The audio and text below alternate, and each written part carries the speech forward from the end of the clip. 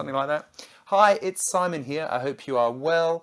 Today I wanted to quickly let you know about 5 things that I wish somebody told me before I started learning the guitar back in 1982. Oh my God. I'll see you in a second.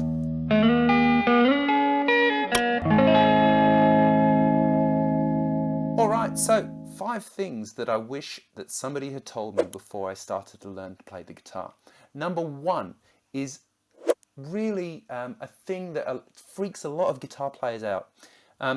The guitar is a pretty pattern-oriented instrument. You know, once you've learned kind of these chord shape patterns, you can play like a million songs, right? Tonight. Or it could be pretty enough. If you're not Australian, you won't know this one. Or it could be I come from the land down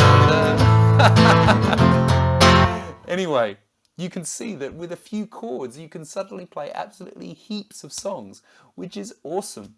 But it doesn't really encourage you to learn why those chords go together or anything about that. And certainly when it comes to sort of playing with a band and you're like, I'm going to play some lead guitar, you know, if you learn that first pentatonic position and, you know, it's like, what key are we in, fellas? And they go, okay, we're in A minor. You can just...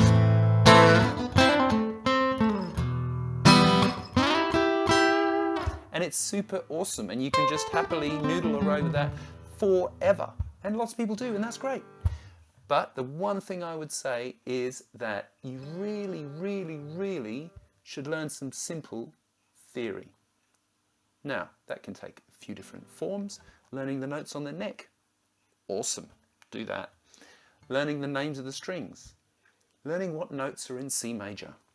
Learning what notes are in a C major chord. Learning why they go together with each other.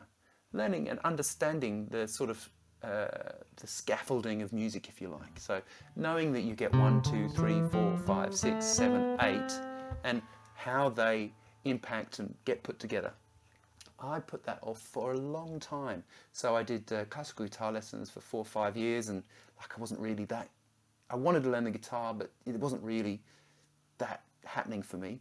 And so then I stopped doing that, and you know, I got my mum to buy me a steel string acoustic guitar, which was like pretty exciting, can I say? And then, you know, I met a kid at school, Peter, and we learned how to play the guitar together, both of them. But you know, we never really learned any theory, and then it wasn't until I, you know, got to 17 or 18 and decided I should learn some theory, and I went a few courses, and suddenly it just opened up the whole world of the guitar to me, and it was just terrific. So don't be put off by it. It's actually way easier than you think, and if you can count to 8, you can do music theory. I in fact have a whole bunch of theory lessons on this channel. I'll put a link in the cards. Number 2, when I was growing up, the kids I compared myself, the people, the guitar players that I knew, who I was able to compare myself against, were either kids at school. You know, when I was at high school, there were some kids in the sort of, you know, sort of 17, 18, and they were just like, wow, they played in like a covers band in a pub every so often. You know, you're like, wow, that guy's awesome, you know, it's great. And that was good because it kind of gave you the impetus to, you know, in 3 or 4 years' time, I'll be as good as that guy, you know, if I keep practicing and all that kind of stuff. But I think the trouble now is that you look at the internet and there's like 5-year-olds who can play Eruption by Van Halen and they can play it perfectly, probably play it better than he ever could, which would be pretty good. But, you know, don't compare yourself against that. Like, otherwise you'll never pick up the guitar and want to do it. It'll be so dispiriting that you won't want to do it. I just think the older I've got and the longer I've played guitar, I stopped comparing myself to other people. There's things that I don't really want to do. Like two-hand tapping is not in my brain. Like I find, you know, the guitar playing on Dock of the Bay by Otis Redding more appealing than two-hand tapping to me. And so whether it's because I can't do the two-hand tapping or I never really wanted to do it, that maybe I just didn't learn it. But whatever it is that you want to learn, you learn what you learn and you've got your own path. Don't worry about, you know, 5-year-old kids on the internet that can play Eruption by Van Halen. Really, it's no biggie. Number 3, have a practice schedule. Okay, so when you sit down with the guitar, what do you do? Have a bit of a think about it. What did you do this morning when you picked up, or today, or the last time you practiced the guitar, what did you do? Did you just pick it up and play songs you could already play? Did you? I bet you did. Did you? If you did, that's not really practicing, is it? Let's be honest with ourselves. I know it can be, you know, a drag to kind of do things you can't do because you just want to sit down and I just want to play the guitar, you know. Playing the guitar, awesome. You know, you don't want to pull out the, because you get to the hard bit and you're like, doesn't sound that great. But you should have a schedule. So how you organize yourself, and this is how I tell my students to practice. Number one, how long do I practice? I don't know. As long as you can. Quit your job. Play the guitar only. No, don't do that. If you can play 3 times a week for half an hour, practice 3 times a week for half an hour, and then playing outside of that is not practice. You just play whenever, all right? But that half an hour, 5 minutes, I'm going to split that half an hour into 3 sections. 5 minutes you practice a technical skill, and by that I mean an exercise like this. 1, 2, 3, 4, 1, 2, 3, 4, 1, 2, 3, 4, 1, and then move with a metronome, tick tock, tick tock, tick tock, or a YouTube drummer. I'll put a link in the description here. Tick tock, tick tock, tick tock, tick tock, tick, and have a program. You know, so this week I did that, beat at 60 beats a minute. I'm going to aim for 70 beats a minute next week. I'm going to do 80 beats a minute the week after, 90 beats a minute the week after.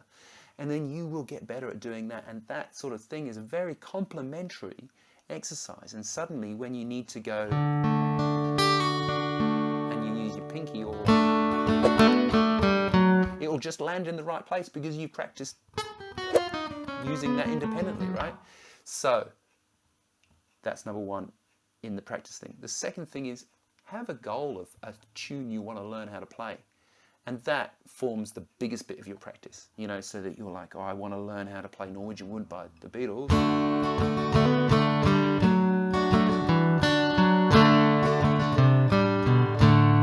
Right? And, you know, split it up, which comes up to tip number 4, but in a second. And then, you know, practice that for the majority of the time. And the last little section is play the other things you just learned. So kind of practice your repertoire. And like if that overshoots the end of your half hour of practice, it doesn't matter because you're playing the guitar and you're having fun and it's awesome, right? But if you just apply a little bit of strategy to your practice schedule, you will see the massive benefits in getting better on the guitar. All right? Number 4. Effective practice. Now, so for example, let's take that Norwegian Wood, right? Let's play.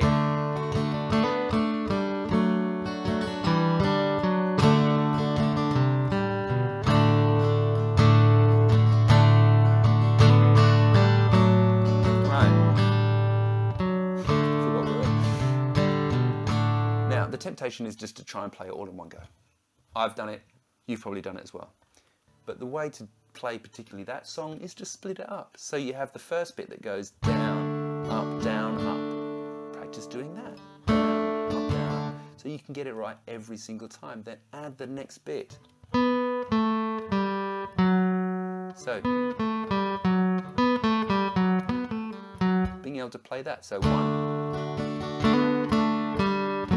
right?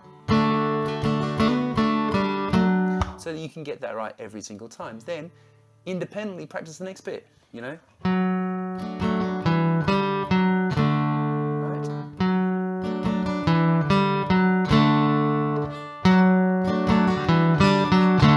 Right? And if there's any kinks or whatever, just work on those bits, and then once you've worked on those individual bits, put everything back together. And it's a super effective way of practicing, and it will actually take you way less time than if you start.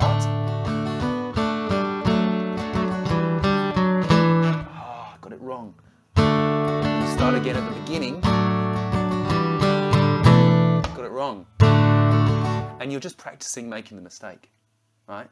You are practicing the mistake and you're making the mistake permanent. Whereas if you'd split it up, number one, it'll take you less time to get that bit right.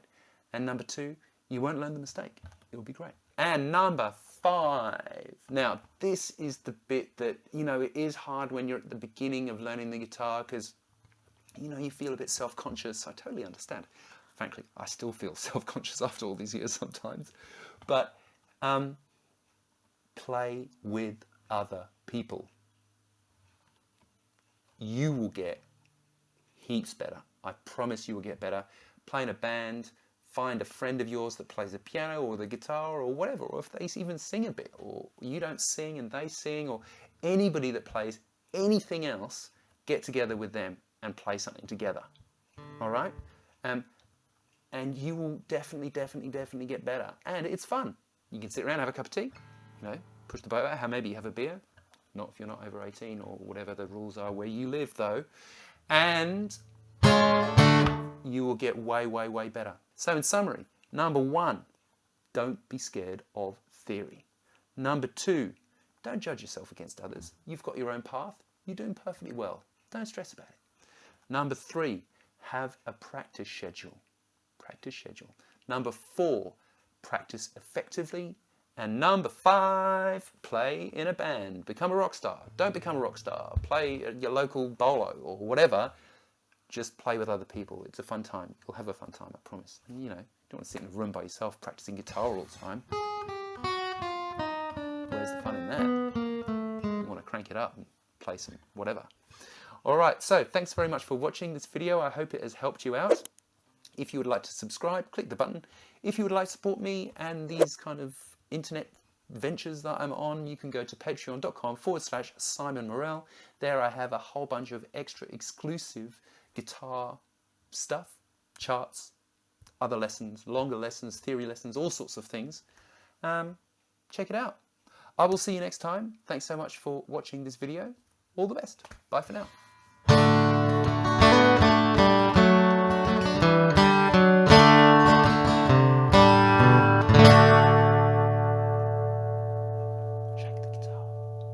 Number 6, shake the guitar.